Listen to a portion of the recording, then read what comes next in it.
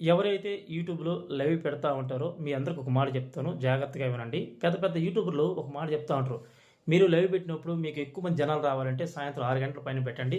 మీకు ఎక్కువ మంది జనాలు వస్తా ఉంటారని చెప్పి అంటారు. అది ఫేక్ అండి. వాస్తవంగా చెప్తున్నాను ఫేకు. సాయంత్రం టైంలో ఫోన్‌లు పట్టుకుంటారు. కాకపోతే కొంతమంది రీల్స్ చూసుకుంటా ఉంటారు. కొంతమంది రీల్స్ చేసుకుంటా ఉంటారు. కొంతమంది ఫోన్‌లు మాట్లాడుకుంటారు.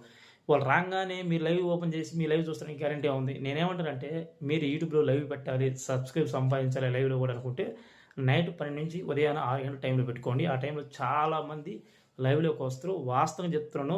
నాకు జరిగింది ఇప్పుడు కనీసం 100 మంది సబ్‌స్క్రైబ్ ఉన్న నైటు మీరు లైవ్ పెడితే కనీసం 500 మంది, 1000 మంది వచ్చేదానికి అవకాశం ఉంది. అంతమందిలో కనీసం ఒక 20, 30 మందైనా మీకు సబ్‌స్క్రైబ్ చేస్తారు. అదే మీరు సాయంత్రం 6 గంటలప్పుడు పెట్టినప్పుడు మీకొచ్చే 10, 20, 30, 50 మందిలో కనీసం ఒకరిద్దరు కూడా సబ్‌స్క్రైబ్ జేయరు.